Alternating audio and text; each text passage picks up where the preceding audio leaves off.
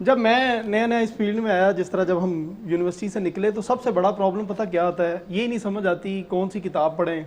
Elon पढ़ें, cantt पढ़ें, boric पढ़ें, फाटक पढ़ें। अच्छा, अगर हम कोई अगर बुक फिगर आउट कर भी लें कि हम ये पढ़ें, ये नहीं पता चलता कैसे पढ़ें। आज का हमारा टॉपिक है अंडरस्टैंडिंग ऑफ मटीरिया मेडिका। इससे पहले ना एक छोटी सी एक्टिविटी है, आप में से वजन कौन कौन कम करना चाहता है? वो सभी करेंगे। मेरा एक दोस्त है, वो न्यूट्रिशन पढ़ता है, उसकी बीएसपी न्यूट्रिशन में है, उसकी एमएससी न्यूट्रिशन में, एमफिल न्यूट्रिशन में। मैं उसे काफ़ी अर्सा मिला नहीं, कुछ अरसे बाद मैंने देखा उसने ना व्हाट्सएप पे एक तस्वीर लगाई, वो बड़ी स्लिम फिट उसने पहनी हुई, वो टी शर्ट जीन्स। तो मुझे बड़ी जेलसी हुई, मैंने कहा हम भी चाहते हैं 5-4 किलो हम भी कम कर लें, आप पता नहीं क्या करते हो। तो मैंने उसे कॉल की, मैंने कहा यार मसला ये है, तू अपना भाई है, हमें नहीं बताता तो खुद ही कुछ ना कुछ करता रहता है। तो मैंने कहा हमें भी बता क्या करता है। कहता यार शुएब क्या बताऊं, 15 दिन से मोशन लगे हुए हैं। तो उसने कहा सिंपल बात यही है, अपनी डाइट को और एक्सरसाइज को मेंटेन करें, और कोई इतना शॉर्टकट कोई तरीका नहीं है। अच्छा, आज का जो हमारा टॉपिक है कि मटीरिया मेडिका को हम कैसे समझें, क्या करें, कोई बताएगा कि हमें मटीरिया मेडिका को लेके हमें इश्यूज क्या क्या आते हैं, क्या इश्यूज आ सकते हैं हमें। मटीरिया मेडिका हमारे लिए एक ये बेसिक और फंडामेंटल टॉपिक है, हमें इतना अच्छा समझ क्यों नहीं आता, कोई बताएगा इसके बारे में? जी डॉक्टर साहब। बेसिकली न्यू पर्सन जो होते हैं उनके हवाले से भी मैं बात जी कि वो जब मटीरिया मेडिका को रीड करते हैं तो उसमें वो जो मुख्तलिफ मेडिसिन को स्टडी करते हैं, उन मेडिसिन के अंदर उनको एक जैसे सिम्टम्स नजर आ रहे होते हैं। बिल्कुल ठीक है। सिमिलैरिटी होती है, वो उसको लेके बड़े परेशान हो जाते हैं, वो उसमें डिफाइन कर नहीं पाते इनमें डिफिशिएंट के ये हमें कौन सी मेडिसिन जो है वो पेशेंट को देनी। बिल्कुल ठीक है। उसमें उनको इंडिविजुअल सिम्टम जो है वो ढूंढना होता है, वो थोड़े से उसमें लैक होते हैं, उसमें प्रॉब्लम आती है। ये डॉक्टर साहब के लिए क्लैपिंग करें, ये बहुत अच्छा पॉइंट है इनका, ये बड़ा वैलिड पॉइंट है।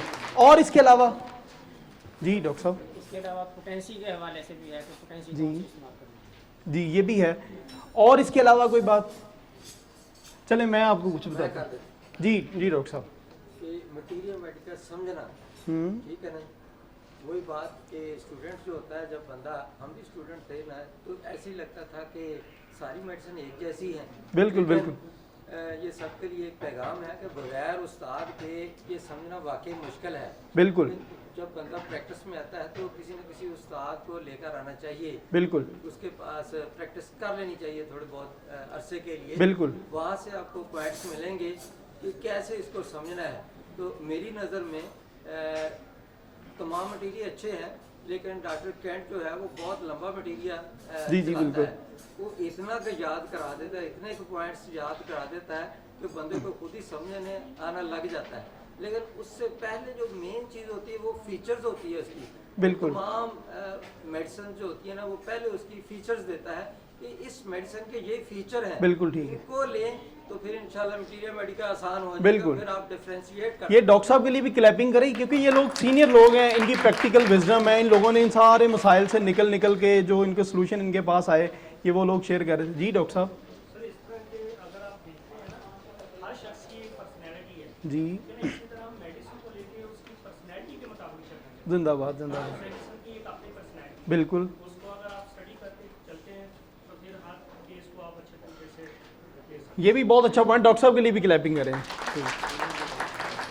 अच्छा, कुछ चीज़ें हम भी डिस्कस करते हैं। जब मैं नया नया इस फील्ड में आया, जिस तरह जब हम यूनिवर्सिटी से निकले तो सबसे बड़ा प्रॉब्लम पता क्या आता है, ये नहीं समझ आती कौन सी किताब पढ़ें। एलन पढ़ें, कैंट पढ़ें, बोरिक पढ़ें, फाटक पढ़ें। इतने डिफरेंट किस्म के ऑथर्स हैं, डिफरेंट किस्म की उनकी फिर लैंग्वेज है, समझ नहीं आती। एक तो ये बहुत बड़ा प्रॉब्लम आता है, समझ नहीं आती क्या पढ़ें। अच्छा, अगर हम कोई अगर बुक फिगर आउट कर भी लें कि हम ये पढ़ें, ये नहीं पता चलता कैसे पढ़ें। सारी जिस चीज़ को पढ़ें तो ऐसे लगता है कि अब ये देखें ना, ये डॉक्टर साहब ने जिस तरह बात की, सब ऐसे लगता है कि ये सारी मुझे लेनी चाहिए, ये मेरी सारी मेडिसिन से बनती हैं। आप आर्सेनिकम पढ़ें तो आपको समझ नहीं आती, ये रिस्टॉक्स की भी बेचैनी है, आर्सेनिकम में भी है, एकोनाइट में भी है। अब वैट्रम पढ़ें, आपको लगता है कार्बोवेज भी वैसा ही है, वैट्रम भी वैसा ही है, फास्फोरस भी, ये सारी इंटरमिंगल्ड होती हैं। एक नया बिगिनर तो कंफ्यूज ही रहता है बेचारा, क्या करे। अच्छा, फिर अगर हम ये सारे इन डाउट से बाहर भी आ जाए ना, तो हम फिर अगला काम शुरू कर देते हैं, हम ना रट्टा लगाने लग जाते हैं। सारी चीज़ें किसी तरह पी लें जल्दी जल्दी जल्दी है, जो 7 सिम्टम मेट्रोइनम की याद करें, थूजा की 6-7 याद कर लें, हम फिर ना मेमोराइज करना शुरू कर देते हैं। अच्छा ये भी सोल्यूशन नहीं है, फिर हम करें क्या? अब हम आते हैं सोल्यूशन की तरफ। पहली चीज़ ये है, मटीरिया मेडिका को अगर आप समझना चाहते हैं, ये एक तरीका था मेमोराइज करने का। किसी टाइम में जब भी ये ह्यूमन हिस्ट्री में एजुकेशन के साथ ये लोग मेमोराइज करते थे, चीज़ों को बार बार रिपीट करके याद करते होते थे, ये एक तरीका होता था। अब ये चीज़ ना, ये तरीका आल्दो इसका फ़ायदा रहा, लेकिन इससे भी ज़्यादा जिस चीज़ का फ़ायदा आया उसको कहते हैं केस ओरिएंटेड स्टडी या प्रॉब्लम सॉल्विंग अप्रोच कहते हैं इसे। आप एक प्रॉब्लम से चले, उसके बाद सॉल्यूशन की तरफ चल गए। आपके पास एक प्रॉब्लम आया, एक प्रॉब्लम है, उसी के पीछे चल पड़े कि इसका क्या सॉल्यूशन है। आपके पास एक पेशेंट आया, उसका कोई एक इशू है, आपने समझा मेरा दुनिया में सिर्फ एक मकसद है, ये पेशेंट है, इसको मैं लेके किस बुक में जाऊं, कहाँ पे क्या क्या पढूं, ये तरीका होना चाहिए। अब नई जितनी भी स्टडीज़ हैं वो ये प्रॉब्लम सॉल्विंग अप्रोच पे चल रही हैं। मैं आपको एक केस से बताता हूँ। मेरे पास ये केस था, ये को 35-36 साल इनकी एज थी, ये मेल, इनको नेज़ल पॉलिप्स का मसला था। और नेज़ल पॉलिप्स तो मैंने आइडेंटिफाई किया, जब वो मेरे पास आए तो उन्होंने कहा डॉक्टर साहब मेरा ना नाक बंद रहता है। उन्होंने आके सिम्टम बताई, नाक बंद रहता है। मैंने वो जिस तरह मैंने देखा नेज़ल पॉलिप्स थे। उन्होंने कहा डॉक्टर साहब दोनों साइड नहीं बंद होती, एक बंद होती है। मैंने कहा अच्छा, और कहते लेफ्ट साइड ज़्यादा बंद होती है। फिर तीसरी चीज़ जो सबसे मज़े की बात उन्होंने बताई, उन्होंने कहा मैं जिस करवट लेट जाऊँ वो साइड बंद हो जाती है, मैं राइट साइड पे लेटूँ राइट साइड बंद हो जाती है, लेफ्ट साइड पे लेटूँ लेफ्ट साइड बंद हो जाती है। मैंने इस केस को देखा। अब मैंने क्या किया, मेरे पास एक केस आया, मैंने उस केस को लेके मैंने उसकी सिम्टम देखी कि इसमें क्या क्या फ़ीचर हैं, इसमें पैथोलॉजी क्या है, नेज़ल पॉलिप्स है, पेशेंट की इंडिविजुअलाइजिंग फ़ीचर क्या है, मैंने वो नोट डाउन किए। वो करने के बाद मैं क्या किया, मैं फिर मैं रेपर्टरी में चला गया। मैंने देखा नोज स्टॉपेज है, लेफ्ट साइड है, वन साइडेड है, nose obstruction with parts lain on, जिस साइड पे लेटता है उस साइड पे। मेडिसिन निकली ट्यूक्रिम। आप सब लोगों को ना ये पेपर मिल गया होगा। ये ना मैं आपको थोड़ा सा बता दूं, ये मटीरिया मेडिका को हम कैसे देखें, इसको पढ़ेंगे ऐसे। सबसे पहले ना इसका ये फाटक का मटीरिया मेडिका है, ये ट्यूक्रिम उसकी मेडिसिन है। ये सबसे पहले आप देखें कि उसमें ना जनरलिटीज़ की हो, सबसे ऊपर जो पहली हेडिंग है वो जनरलिटीज़ की है। अब जनरलिटीज़ में देखेंगे उसमें सबसे पहली बात जो लिखी है ना, वो लिखा है जनरलिटीज़ में डॉक्टर फाटक क्या करते हैं, मेडिसिन को समराइज कर देते हैं कि ये मेडिसिन का स्फीयर ऑफ एक्शन कहाँ पे है, ये क्या करती है मेडिसिन। पहली चीज़ आप देखें, nasal and rectal symptoms are very marked. हमें सबसे पहले ये पता चल गया कि जो मेडिसिन मेरी पेशेंट की हिस्ट्री से निकली, वो मेडिसिन क्या इस पैथोलॉजी को प्रोड्यूस भी करती है या नहीं करती। पहली चीज़ आ गई, वो जनरलिटीज़ आ गई। उसके बाद मैं जनरलिटीज़ के बाद ना शॉर्ट करता हूँ अगली। उसके बाद नेक्स्ट हेडिंग है वर्स है, बेटर है। दूसरा उन्होंने क्या काम किया, उन्होंने मोडेलिटीज़ उसमें डाल दी। अब वर्स में देखें, ये सेकंड लास्ट है, side lain on, worse side lain on, जिस साइड पे लेटें वो वर्स होती, नीचे बेटर। अब ये थीम है फाटक का।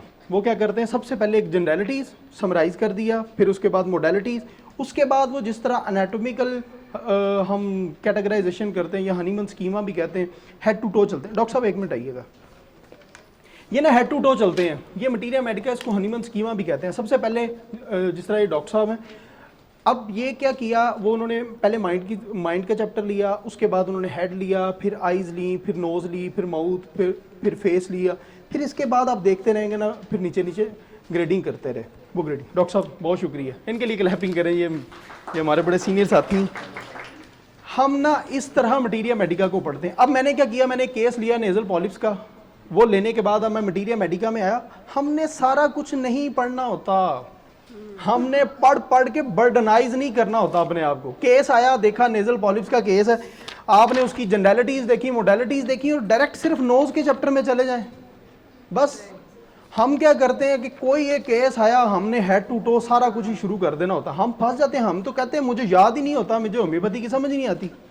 हम क्या करने शुरू हो जाते हैं, हम ना रट्टा रट्टा रट्टा बस वो काम। अब ना इसके नोज़ के उसमें जाइएगा, अब वहाँ पे देखें stoppage of nose aggravation side lain on, पहली लाइन में नोज़ की एंड पे। फिर उसके बाद एंड पे देखें म्यूकस पॉलिप्स, ये पॉलिप ही है कि पॉलिप्स ये जनरेट करती। अब हमने क्या किया, ये मेडिसिन है, हमारे पास एक केस आया, केस को देखा, उसके बाद हमने जो मेडिसिन समझ आई हमने क्या किया, उसकी जनरलिटीज़ देखी बस मटीरिया मेडिका में, उसकी मोडेलिटीज़ देखी। जनरलिटीज़ में ये पता चल गया कि इसका स्फीयर ऑफ एक्शन क्या है। अब ऐसा नहीं है कि हर मेडिसिन ही पॉलिप्स पैदा कर रही है, ऐसा तो नहीं है ना। ये साइंस, अगर हर मेडिसिन ही सारा कुछ कर रही फिर तो साइंस ना हुई ना होम्योपैथी। हमने जनरलिटीज़ देखी, मोडेलिटीज़ देखी, तो उसके बाद हमने नोज़ की तरफ चले गए, हमारा केस सॉल्व हो गया। अब जब यहाँ तक चले गए, साइंस इसको कहते हैं। हमारे पास डॉक्टर साहब, ये हमारे पास केस आया, हमने केस की सिम्टम ली, हम अपनी मटीरिया मेडिका में, अपनी होम्योपैथिक पूरे लिटरेचर में गए, जाके देखा ऐसे लगा ये मेडिसिन बनी इनके लिए थी। एग्जैक्ट साइंस तो यही है ना, बिल्कुल ऐसे जैसी जैसी सिम्टम थी वैसी वैसी हमें मिल गई। अच्छा, ये जो रेमेडीज़ होती है ना मटीरिया मेडिका, ये एक्चुअल में आप इसको रेमेडी कह रहे हैं, लेकिन ये भी एक इंसान है, इंसानों पे प्रूविंग हुई है, ये इंसान है। हम इसे इंसान समझ के याद करें कि ये भी ह्यूमन बीइंग है, क्योंकि जब हमने प्रूविंग की थी, प्रूविंग के किसी की हेड की सिम्टम आई वो ले ली, माइंड की ले ली, फिर गले की ले ली, स्टमक की ले ली, एब्डोमेन की ले ली, रेक्टम की ले ली, वो हमने कलेक्टिवली की। तो जब ये देखा तो ये सारा हमारा ट्यूक्रिम का केस क्लियर हो गया। ये चीज़, ये उसी की चीज़ है। अच्छा, एक काम ना, हम और जिस तरह हम कॉलेज से निकलते हैं या यूनिवर्सिटी से निकलते हैं तो हम पता क्या करते हैं, कॉलेज की दीवारों तक ठीक होता है, क्योंकि स्टूडेंट अभी उसका पेशेंट का एक्सपोजर नहीं होता। हम बहुत सारी मेडिसिन याद करते हैं, हमें पता चलता है कि मेडिसिन के टेक्निकल पॉइंट्स क्या हैं, मेडिसिन को कैसे पढ़ें, याद कैसे करें, वो एक और चीज़ होती। हम क्या करते हैं, बहुत सारी मेडिसिन को अपने जहन में ना करना चाहते हैं कि हम कोई ऐसा को भर लें अपनी मेडिसिन को अपने जहनों में, फिर हम क्लिनिक में बैठ जाइए, आए बताएं क्या मसला है, मैं आपका मसला हल करूँ। हम पक्की बात है फेल हो जाएंगे। इतने सारे सोल्यूशन लेके एक मसले का हल करने लगे हैं, फेल हो जाएंगे। इसलिए कहते हैं कि केस ओरिएंटेड से चलें। एक प्रॉब्लम आया, आप उसको देखें कि इस स्पेसिफिक प्रॉब्लम का आपके पास स्पेसिफिक हल क्या है, इसको होम्योपैथी कहते हैं।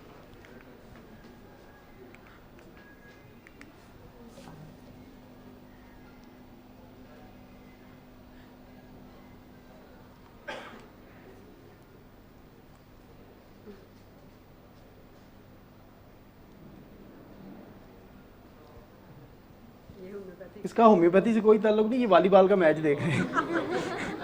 मुझे बड़ा फनी सा लगा था, मैंने कहा सारे ऐसे ऐसे कर रहे हैं। अच्छा, दूसरा सलूशन क्या है कि हम मटीरिया मेडिका को अच्छी तरह से समझ सकें। ये बड़ी अहम चीज़ है, अगर आपको ये समझ आ गई तो आज का मकसद हल हो गया। जब भी हमारे पास कोई भी केस आता है, वो दो चीज़ें लेके आता है, या हमारे पास पैथोलॉजिकल सिम्टम लेके आएगा, दूसरी क्या होती है इंडिविजुअलाइजिंग सिम्टम। पैथोलॉजी की क्या है कि हमारे पास पेशेंट आया, उसने आगे कहा डॉक्टर साहब गले में पेन है, तो हमें लगा कि ये टॉन्सिलाइटिस है। पैथोलॉजी आपको लेके चलेगी डायग्नोसिस की तरफ यहाँ पे। अब पैथोलॉजी का और इंडिविजुअलाइजिंग फीचर ये आपको लेके चलेगी लॉ ऑफ सिमिलर की तरफ, मेडिसिन की तरफ। मेडिसिन कौन सी देंगे। पैथोलॉजी क्या है, पैथोलॉजी ये एलोपैथी है, वो पैथोलॉजी पे चलते हैं। सिम्टम उन्होंने 5-7 सिम्टम कैटेगराइज की, देखा ये टाइफाइड है, टाइफाइड की ये स्पेसिफिक मेडिसिन उनके पास, उन्होंने देखा वो सिम्टम आई, उन्होंने देखा ये ट्यूबरकुलोसिस है, उसकी स्पेसिफिक मेडिसिन है। ये एलोपैथी है। ये इंडिविजुअलाइजिंग सिम्टम जो है, इनफरादी सिम्टम जो हैं, जब कोई भी किसी भी पेशेंट को अगर टाइफाइड हुआ तो उसकी ज़ाती सिम्टम क्या आई, इसको इंडिविजुअलाइजिंग सिम्टम कहते हैं। ये जो इनफरादी फीचर्स हैं, ये होम्योपैथी है। होम्योपैथी की बेस ही है। अच्छा, हम पढ़ मटीरिया मेडिका रहे हैं, लेकिन मैं आपको ये क्यों बता रहा हूँ, वो इसलिए बता रहा हूँ, हमारे जितने भी मटीरिया मेडिकाज हैं वो पैथोलॉजी की बुक्स नहीं हैं, वो तो सारी भरी पड़ी है इंडिविजुअलाइजिंग सिम्टम्स के साथ। आप मटीरिया मेडिका उठा लें, कोई उठा लें, एलन कैंट, वो जो दिल करता है वो उठा लें, आप जो दिल करता है रेपर्टरी उठा लें, सारा कुछ इंडिविजुअलाइजिंग सिम्टम्स हैं। पेशेंट्स पे प्रूविंग हुई या क्लिनिकल सिम्टम्स बार बार वेरीफाई हो गए, हमारे पास आई, हमने उनको रिकॉर्ड कर लिया, जिस रिकॉर्ड करके जिस बुक में रखा उसका नाम हमने मटीरिया मेडिका रख दिया। अगर तो एक रेमेडी के नीचे सारा कुछ रख दिया तो हमने उसको मटीरिया मेडिका कह दिया। अगर हमने क्या किया, एक सिम्टम के आगे 5, 7, 10, 20, 400 मेडिसिन लिख दी तो उसको हमने रेपर्टरी कह दिया। इंडिविजुअलाइजिंग फीचर्स हैं सारे। अब इंडिविजुअलाइजिंग फीचर्स हमें हेल्प कैसे करते हैं कि हम मुश्किल से मुश्किल केस भी हल करें। होम्योपैथी एक्चुअल में कैसे करती है, हम उसको देखते हैं। ये मेरे पास ना एक रिसेंट एक केस था, ये भी बच्ची गंदम की एलर्जी के साथ मेरे पास आई। आपको पता है ये जो सीलियक डिजीज़ के केस हैं, ये डिफ़िकल्ट केस हैं, ये ऑटोइम्यून डिसऑर्डर्स हैं। इसमें बॉडी क्या करती है, एंटीबॉडीज़ बना देती है अगेंस्ट ग्लूटेन। अच्छा, अगर तो हम लें ना सिर्फ डिजीज़ की पैथोलॉजिकल सिम्टम, ये उसकी पैथोलॉजिकल सिम्टम्स हैं, डायरिया होगा, वेट लॉस होगा, वॉमिटिंग, कॉन्स्टिपेशन, पेट फूल जाएगा, उल्टी आएगी, नोजिया होगा, फिर क्या होगा कि क्योंकि माल अब्जॉर्प्शन होती है, आयरन डेफिशिएंसी, एनीमिया होगा, उसके अलावा वेट लॉस है, ग्रोथ नहीं हो रही होगी, ये इसकी पैथोलॉजिकल सिम्टम है। ये एलोपैथिक वे ऑफ ट्रीटमेंट है। इसकी बेस पे चलेंगे तो हम अक्सर आप 90% पॉलीक्रस्ट पे, 99.9% आप पॉलीक्रस्ट पे पहुंचेंगे, या सल्फर आ जाएगी, लाइको आ जाएगी, कोई और कलकेरिया आ जाएगी, शायद कोई सीपिया आ जाए, पोडो आ जाए, मेजर रेमेडीज़ आएंगी। मैंने क्या किया, मैंने ना बस ऐसे ही आपको समझाने के लिए मैंने स्टमक नोजिया लिया, एक 1034 मेडिसिन है, 876 मेडिसिन है वॉमिटिंग में, मैंने सिर्फ वही पैथोलॉजिकल सिम्टम उसकी इकट्ठी कर दी, सल्फर और कुछ भी नहीं। अगर सल्फर इतनी होती तो फिर तो इंसानियत को कोई और रेमेडी चाहिए ही नहीं थी। अब मैंने क्या किया, अब होम्योपैथी की क्या बेस है, मैं आपको क्यों बता रहा हूँ, क्योंकि हमारे सारे के सारे मटीरियल मेडिका बेस ही इंडिविजुअलाइजिंग सिम्टम पे करते हैं। अब जब उस पर करते हैं, जब हमारे पास पेशेंट आएगा तो हमने देखनी भी उसकी वही चीज़ें देखनी है ना, वही देखेंगे तो तब जाके मटीरियल मेडिका से मैच करेंगे। हमारा काम ही मैच करना है और तुम्हारा काम ही कोई नहीं। हमने देखना पेशेंट की क्या चीज़ें, ये मुझे ये स्पेसिफिक सिम्टम है, मुझे स्ट्रेस हुई, मेरा ये दिल कर रहा है, ये दिल कर, हमने नोट कर ली। फिर हम मटीरियल मेडिका में गए अपने पास कि अच्छा ये कहाँ पे है, यहाँ पे। रेपर्टरी भी हेल्प करती है, आपको रास्ता दिखा देती, आप एंड पे फाइनल पहुँचते ही मटीरियल मेडिका पे। ये हमारी जिस तरह होम्योपैथी की बाइबल ही है मटीरियल मेडिका। पेशेंट की सिम्टम ये है कि पेशेंट को ना, बच्ची को जिस तरह डायरिया होता था, गंदम वाली कोई भी चीज़ें खाती थी, डायरिया होता था। उसके बाद उस बच्ची की ना एक बात ये थी, उसकी वालदा ने बताया ये ना बहुत ज़्यादा शर्मीली है। ये मैंने पैथोलॉजिकल सिम्टम अब बाकी सारी रूल आउट कर दी, अब आपको इंडिविजुअलाइजिंग सिम्टम बता रहा हूँ। उन्होंने कहा बहुत ज़्यादा शर्मीली है, ये कोई भी अनजान बंदा है उसके सामने नहीं जाती, बस सामने लेके बस पीछे होकर छुप के बैठ जाती। एक और बड़ी मज़े की बात बताई जो मेरे लिए बड़ी अहम थी, शायद मैंने भी पहली दफ़ा देखी। उन्होंने कहा डॉक्टर अकरम साहब, आप माशाल्लाह माइंड की सिम्टम बड़ी आपकी ग्रिप है। उन्होंने कहा ये बच्ची डॉक्टर साहब इसको जब इसका पेट ख़राब होता है, मोशन आता था या इसे यूरिन की हाजत होती थी, ये छुप जाती थी अकेली होके। ये जहाँ पे सारे लोग होते थे वहाँ नहीं खड़ी होती थी, अकेली। हालांकि 3 साल की 3.5 साल की बच्ची छुप के अलहदा होके, बेशक कपड़े ही ख़राब करती थी, छुप जाती थी। फिर दूसरा, ये बोलती नहीं थी। अब बोलती नहीं थी, मैं आपको इसका आगे टेस्टिमोनियल की 2-3 मिनट की वीडियो वो भी दिखाऊंगा। बोलती नहीं थी। इसकी वालदा ने जब मेरे पास आए, तकरीबन इसकी 4 साल एज थी, बोलती नहीं थी। वो कहते हैं जब बोलती नहीं है डॉक्टर साहब, सुनती भी नहीं है। उन्होंने कहा बहुत ऊंचा बोलें तो इसको थोड़ा सा सुनाई देता है। कहते हैं हम 6 माह की थी जब से हमें पता चल गया था। अच्छा, और इसकी क्या सिम्टम थी, हालांकि खाना खाएं हम, इतनी अच्छी न्यूट्रिशन लें, वेट तो बढ़ना चाहिए ना, इतनी अच्छी न्यूट्रिशन ली, वेट नीचे जा रहा है। ये उसकी इंडिविजुअलिटी, खास करैक्टर हम उस बंदे का देख रहे हैं। उसका क्यों देख रहे हैं कि रेमेडीज़ का मटीरियल मेडिका में भी इसी तरह के करैक्टर लिखे हुए हैं। रोने बड़ी जल्दी लग जाती थी। उन्होंने कहा इसको आइसक्रीम बहुत ज़्यादा पसंद है। डॉक्टर साहब चाय की बड़ी शौकीन है, शदाई है चाय की, मीठा नहीं खाती। अच्छा, स्टूल की स्मेल बहुत ज़्यादा ऑफेंसिव थी, ये एक कॉमन सिम्टम है। लेकिन एक ख़ास सिम्टम क्या थी, कहते सोए हुए ऊपर ना जो मोशन कर देती है, स्टूल पास कर देती है डॉक्टर साहब। बेड वेटिंग है वो सिम्टम थी। अच्छा, मैंने इस केस को ना जब ये सारी इसकी गैदर की, इकट्ठी की, इंडिविजुअलाइजिंग सिम्टम, मैं बताता हूँ कहाँ पे पहुँचे हम। नेटर में और पे पहुँचे। ये इसकी सिम्टम देखें ना, mind company variant 2 stool during. अब जब इसको स्टूल आता है तो ये ना लोगों से कहती मैं साइड पे होकर बैठ जाऊँ। फिर mind talking slow learning too, ये देखें कि आइसक्रीम की बहुत पसंद है, चाय पसंद है। बाकी ये इसकी ये जनरलिटीज डेवलपमेंटल अरेस्टेड ना, अभी वो माइलस्टोन इतने डिलेड हैं कि सुनाई भी नहीं प्रॉपर दे रहा, बोल भी नहीं पा रही। मैंने नेटर में और दी, मैं इसको डिफरेंट पोटेंसी की रेंजेस में चलता रहा। मैं अब अक्सर क्रॉनिक केसेस में LM यूज़ करता हूँ, LM 1 कर ली, 2 कर ली, फिर एंड पे मैंने 1 MB दी, शायद मैंने इसको 10 MB दी इसको, उसको बाद में। ये इसकी पहली रिपोर्ट्स थी, ये इसके एंटीबॉडीज़ थे, ये इसकी बाद की रिपोर्ट है। आइडियली नेगेटिव हो गया केस। और सबसे खूबसूरत की मज़ेदारी की बात बताऊं, ना सिर्फ ये केस नेगेटिव हुआ, इस बच्ची को सुनने लग गया।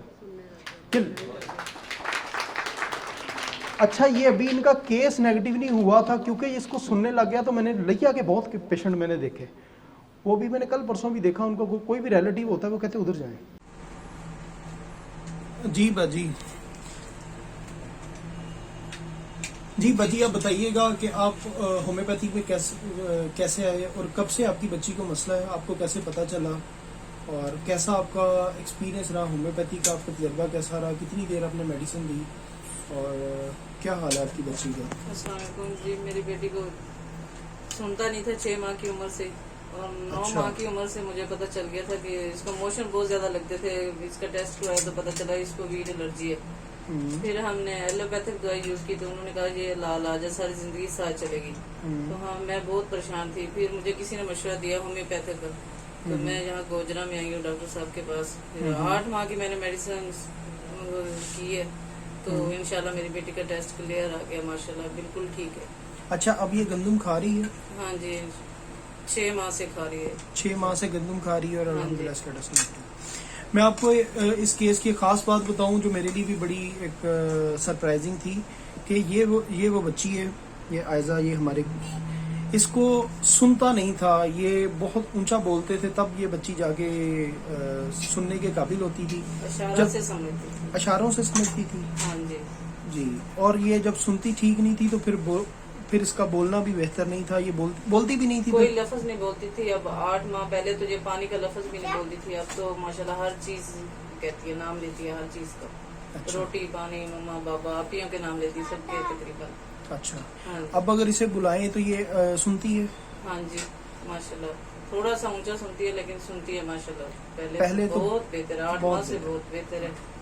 सही है। हाँ जी। और ये इनके वालिद साहब हैं, मैं इनके वालिद साहब से बात करना चाहूँगा। जी मुजम्मल भाई, कैसे हैं? अल्लाह का शुक्र है।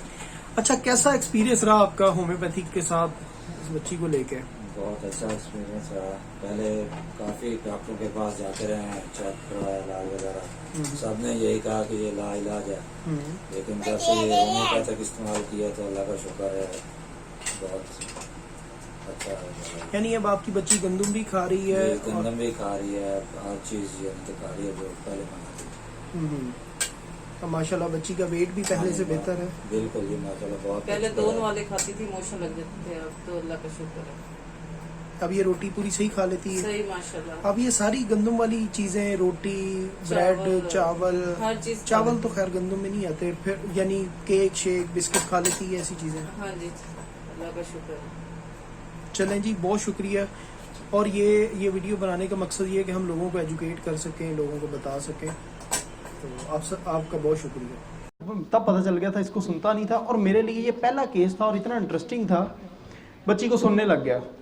मैं इतना हैप्पी था कि ये ना होम्योपैथी की साइंस यही है, आपने बिल्कुल उस बच्ची के ख़ास चीज़ें ली, उसकी बेस पे प्रेस्क्राइब कर दिया तो वो चीज़ें भी इम्प्रूव होगी जो शायद अभी तक हम मटीरिया मेडिका में भी हम फौरी तौर पे प्रोब करें तो ना मिले, हमें सोर्स बुक्स की तरफ जाना पड़े, बड़ी बड़ी जो बुक्स हैं जिस तरह हेयरिंग गाइडिंग सिम्टम है या इंसाइक्लोपीडिया, उनकी तरफ। अच्छा, ये मैंने ना आपको बताया कि हनीमन स्कीमा क्या है, जिस तरह हम हेड टू टो चलते हैं, mind, head, eyes, ear, nose, face, mouth, throat, ये इस तरह से चलते हैं, मटीरिया मेडिका पढ़ते हैं ऐसे।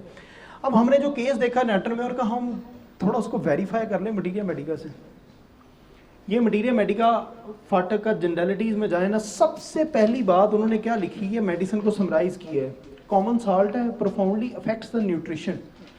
मैंने अक्सर होम्योपैथिक डॉक्टर देखे हैं वो नेटरमेयर को इतना ज़्यादा इंपॉर्टेंस नहीं देते न्यूट्रिशन के केसेस में, या न्यूट्रिशनल डेफिशिएंसीज में, माल न्यूट्रिशन में ये बहुत अहम किरदार अदा करती है, हम उसको शायद उतना ज़्यादा इंपॉर्टेंस नहीं देते। फिर जो चीज़ें बच्ची में थी, emaciation even living while living well, बहुत अच्छा खाना पीना, हर चीज़ ठीक है, लेकिन फिर भी इमेसिएशन है, कमज़ोर हो रही है, मरासमस की तरफ जा रही है। Children talk late, cross, irritable, cry from slightest cause, जरा सी बात होती थी वो भी रोने लग जाती थी। अब देखें कि हर चीज़ किस तरह रेमेडीज़ में लिखी हुई है। अब ये मैंने इसको क्या किया था, मैंने इस बच्ची को कॉन्स्टिट्यूशनली प्रेस्क्राइब किया था। वो जो पहले वाली चीज़ थी वो मैंने एक लोकल, मेरे पास मोडेलिटीज़ हैं, लोकल पैथोलॉजी है, मैंने उसकी बेस पे प्रेस्क्राइब किया था। अब फिर इसके माइंड में देखें, वीप्स इनवॉलंटरीली विदाउट काज। अच्छा, एक चीज़ मैं शायद आपको भूल गया बताना, बड़ी अहम, मैंने इनकी वालदा से पूछा इंट्रा यूट्राइन हिस्ट्री में, मैंने कहा कि डॉक्टर, मैंने कहा बाजी आपको तो नहीं कोई मसला था जब आपकी बच्ची अभी पैदा नहीं हुई थी, आपके पेट में थी? उसने कहा मुझे एक मसला था। मैंने कहा क्या? कहती मेरी पहले 3 बच्चियाँ, मैं यही सोचती रही मुझे अल्लाह ना करे एक और बेटी पैदा हो जाए। मैं इतनी डिप्रेशन में रही, मैं बस अपने आप को बस वही समझती थी कि पता नहीं क्या होगा, कहीं चौथी बेटी ना पैदा हो जाए। कहती बेटी पैदा हुई तो ये हो गया। अब होम्योपैथी की खूबसूरती देखें, साइंस देखें कि हमें कितना ज़्यादा, ये फाटक के माइंड में जाके thinks he is pitied for the misfortunes and woes. उससे लगता है मैं बदकिस्मत हूँ, उसकी माँ सोचती थी। Same as it is reflection आई माँ की बच्ची में। हम इस तरह रूब्रिक भी लेते हैं, अक्सर हमें ना हेल्प मिल रही हो ऐसे क्रॉनिक केसेस में हम माँ की हिस्ट्री लेते हैं। मुझे पढ़ के इतनी ज़्यादा ऐसे लगे कि ये ना, अब जो कुछ एज अ डॉक्टर हमारे काम करने वाला था वो तो हमने कर लिया, बाकी तो आगे मालिक का काम है। कंपनी डिस्ट्रेस, अब ये देखें माइंड में, फाटक में, मटीरिया मेडिका में भी आया एज इट इज़ वैसे चीज़ें लिखी। कंपनी डिस्ट्रेस, बस हमारी अंडरस्टैंडिंग थोड़ी सी चेंज होती है, हमें समझना होता है कि हम इसको कैसे इंटरप्रेट करें, इसको कैसे समझें। उसके एब्डोमेन है, डायरिया क्रॉनिक है। फिर अब हम इस चीज़ पे आ गए, मैं क्योंकि आज मेरा एक छोटा सा मैं चाह रहा था कि रूटीन से हट के एक चीज़ों को करूं। मटीरिया मेडिका की डेफिनेशन नई क्या बनी, डेफिनेशन रूटीन में बाकी चीज़ें, आप मटीरिया मेडिका की डेफिनेशन है full of प्रूवर्स individualised experience expression है। हमारे मटीरिया मेडिका जब हमने प्रूविंग की थी तो उसमें जो जो कुछ लोगों ने कहा कि मैंने जब हमने किसी पेशेंट को नेट्रोमेर दी, सीपिया दी, तो उसकी सिम्टम्स नोट करने लग गए। वही सब कुछ तो हमारे मटीरिया मेडिका बने हैं, उसी को तो हमने देखना है। अच्छा, अब तीसरा एक सोल्यूशन है, एक और बड़ा हमारे लिए ना अलमिया होता है, हमें ये नहीं समझ आती हम पढ़े क्या। इतनी बड़ी बड़ी सोर्स बुक्स हैं हमारे पास। मैं जब यूनिवर्सिटी में था तो वो LNTF मुझे तब से याद है, इंसाइक्लोपीडिया होता था, इतनी मोटी सी बुक, वो इतनी बड़ी सारी, तो डर जाते थे, हमें समझ नहीं आती। अगर कोई भी बिगिनर डायरेक्ट सोर्स बुक्स उठाएगा तो वो डेफिनेटली कंफ्यूज होगा, उसे नहीं समझ आएगी मैं कहाँ पे पहुँचूँ। बिल्कुल ये एक श्योर फार्मूला है कि आप ना जल्दी से उगता जाए। हमने क्या करना होता है, फिर बड़े बड़े जो मास्टर थे, एलन की नोट्स, क्यों मैं इसको इतना ज़्यादा अहम समझता हूँ, उन्होंने क्या किया, इतनी बड़ी बुक थी, वो देखा कि माइंड की सिम्टम आई, पहले तो 50, 60, 100 प्रूवर ने माइंड की सिम्टम दी, उन्होंने वेरीफाई करके एक माइंड का इतना बड़ा चैप्टर बना दिया। उसके बाद दूसरे आए तो उन्होंने हेड का चैप्टर बना दिया। तीसरा आया, उन्होंने एब्डोमेन की बहुत सारे प्रूवर्स की सिम्टम ली, उनको कलेक्ट कर करके उन्होंने कहा कि ये कॉमन सिम्टम है, उन्होंने उसमें डाल दिया। तो हमने ना, ये हमारी एक सोर्स बुक बन गई। एलन की नोट्स ने क्या किया, एलन ने ये काम उस सारी चीज़ को समराइज कर दिया। अब जब समराइज कर दिया तो हमारे पास एक की आ गई छोटी सी। आप देखें एलन की नोट्स की शायद इसी तरह इतनी सी बुक है, छोटी सी बुक है, शायद 200-300 उसके पेजेस होंगे। उसने ना समराइज कर दिया, और समराइज भी हर रेमेडी को पढ़े तो उसमें सबसे पहले उन्होंने जनरलाइज उसको सिंप्लीफाई कर दिया कि रेमेडी है क्या। जो भी हमारे बिगिनर हैं वो क्या करें, सबसे पहले हम एलन की नोट्स को पढ़े ना।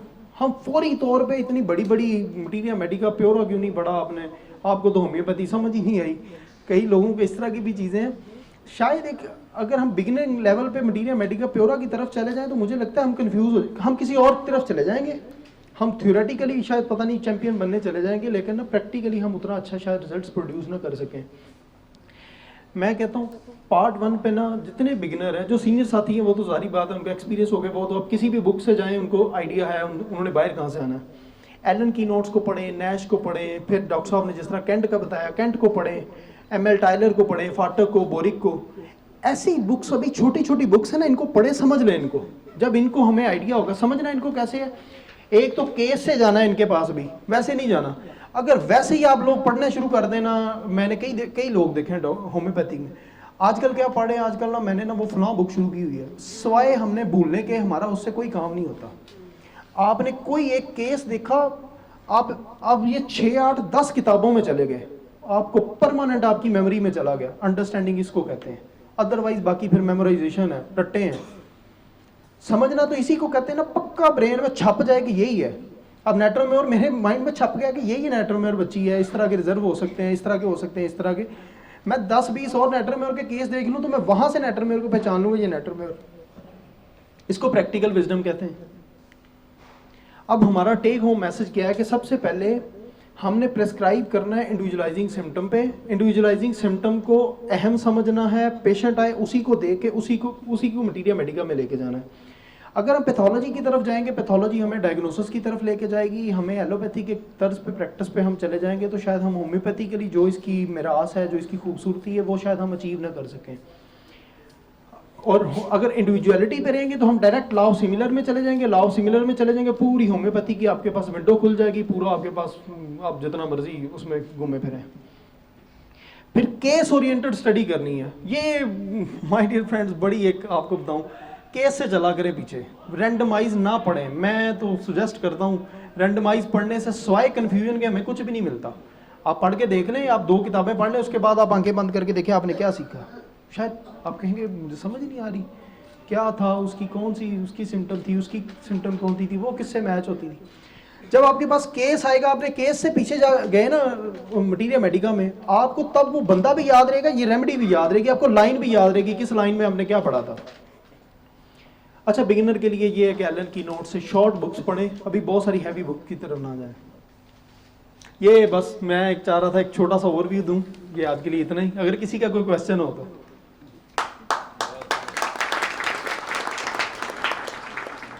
बिगनर्स और जो स्टूडेंट्स हैं ज़ाहिर सिलेबस पढ़ते हैं तो उनको क्या उनका मेथड होना चाहिए? अच्छा, जो ना जब तक तो हम यूनिवर्सिटी में या कॉलेज में होते हैं ना, तो कॉलेज में भी हमें कोई बहुत बड़ी बुक्स लगाई नहीं जाती, बड़ी शॉर्ट सी बुक्स होती हैं। मैं कहता हूँ उनको ना समझना चाहिए। हमें समझना कैसा चाहिए, एक होती है जब ये जितने भी अभी स्टूडेंट हैं जो अभी कोई प्रैक्टिस नहीं कर रहे, इनको चाहिए पैसिव प्रैक्टिस किया करें। एक्टिव ये होती है आपने क्लिनिक बना लिया, वेल स्टेबल होकर बैठ गए, वहाँ पे लोग आते हैं तो आप उनको सब पैसिव करें, दूर बैठ के देखें आपके घर में किसी को क्या मसला है, वो जी मेरी जानी है, मैं उनके घुटनों को दर्द होता है। अच्छा, दर्द होता है तो कैसे होता है मामा, क्या होता है, और ऊपर नीचे करने से कैसे होता है, इसको पैसिव प्रैक्टिस कहते हैं। अब दूर बैठ के देख रहे हैं, अब वो देख के तो आप कोई एक किताब खोल के किसी एक मटीरिया मेडिका में आप किताब खोल के पढ़े ना, उसको देखें, इनकी ना प्रैक्टिकल विजडम बननी शुरू हो जाएगी।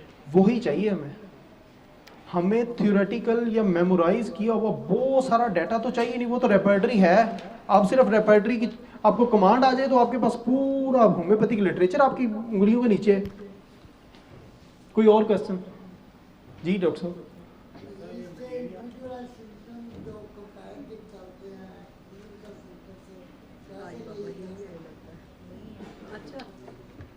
डॉक्टर साहब का क्वेश्चन क्या है?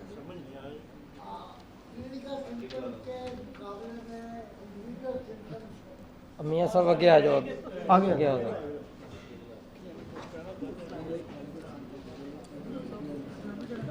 नहीं, अहम क्वेश्चन होता है जी मियाँ साहब। इनका तो हर दफा लेना। हाँ, इधर आ जाए, इधर आ जाए डॉक्टर। क्लिनिकल सिम्टम आपने इधर भी बताया कि क्लिनिकल सिम्टम के मुकाबले में हम कंपैरेटिवली इधर इंडिविजुअल सिम्टम को वेरीफाई करते हैं मरीज से।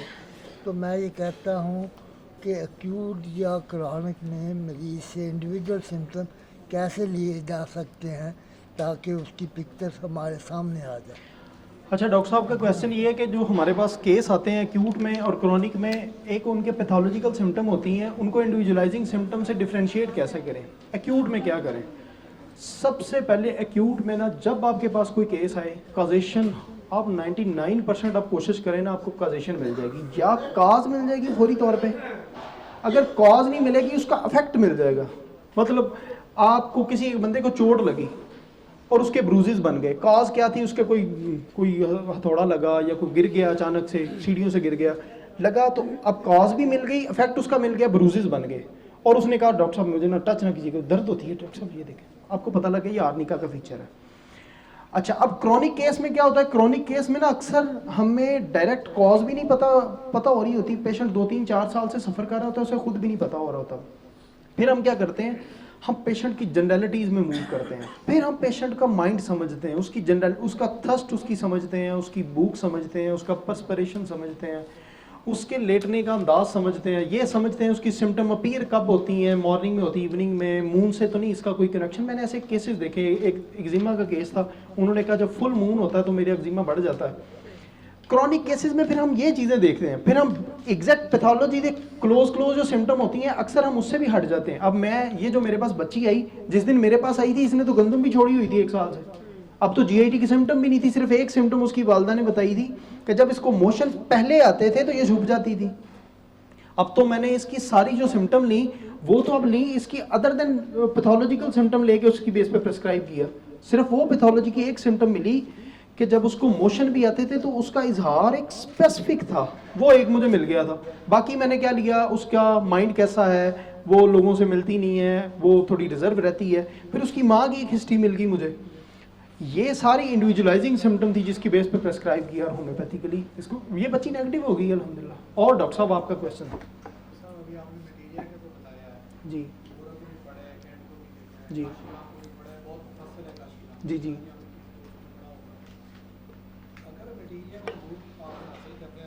जी सही है। डॉक्टर साहब इधर आ जाए, आ जाए। आप यकीन करें कि आधी जो उसकी मेडिसिन है ना, वो फार्माकोपिया को फोकस करने से आपका बीएम क्लियर होगा। बिल्कुल, ये डॉक्टर साहब के लिए भी क्लैपिंग करें।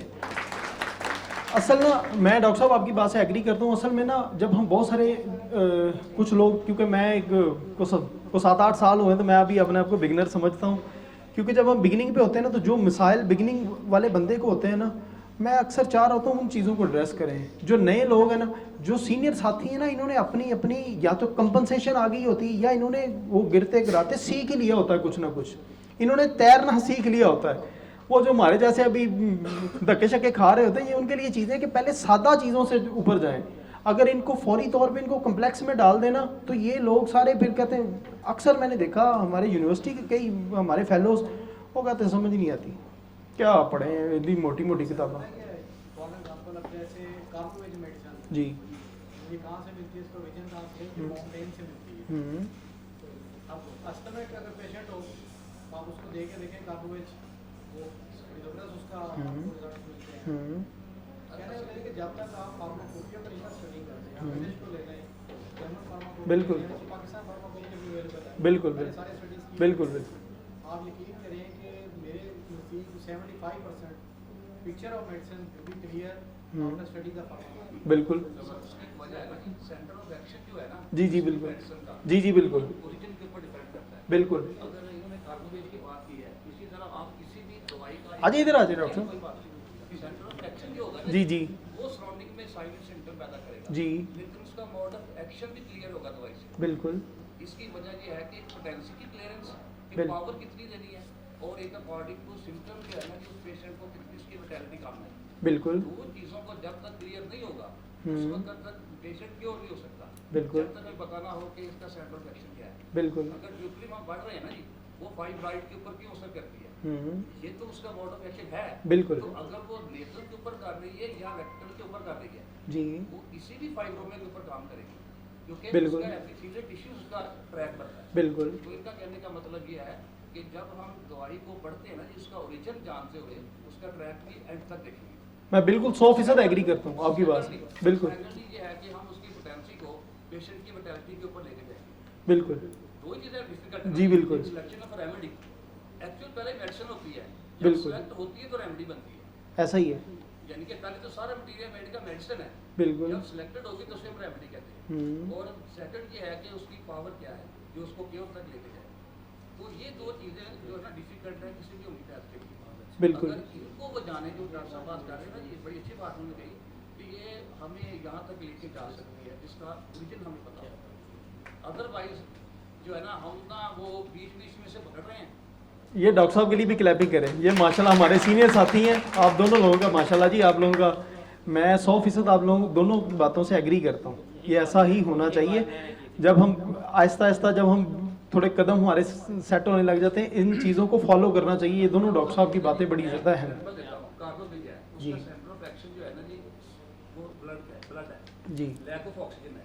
तो आप देखें कि एपिस्टासिस का जो भी ब्लीडिंग होगी ना, वो नीलगुमाइल होगी क्योंकि लैक ऑफ ऑक्सीजन है। जी जी। अब चाहे वो जनाब ना जो हेमराइड में हो, चाहे वो जनाब ना जो होगी कैपिलरीज की, बिल्कुल। लेकिन वो नीलगुमाइल होगी, शोक सूरत नहीं हो सकती बिल्कुल, क्योंकि उसका centre of action lack of oxygen है बिल्कुल। और स्लो स्लगिशनेस होती है। ड्रॉप होगी। बिल्कुल। तो इसका मतलब ये हुआ कि जो डॉक्टर साहब बात कर रहे हैं ना, मुझे बड़ी खुशी हुई है कि उसके ओरिजिन को पता होना चाहिए।